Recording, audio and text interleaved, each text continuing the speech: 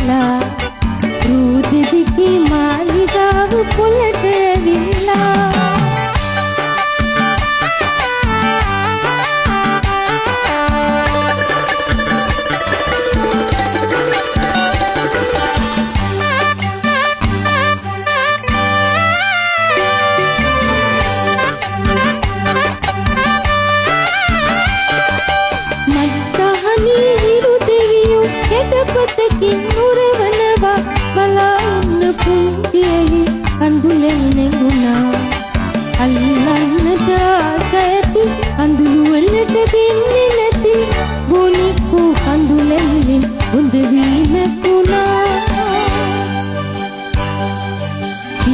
විලින් විලින් ඌරු වලලු පාට හතේ මාල පබලු වයවරන අරුමෝසම් වටේ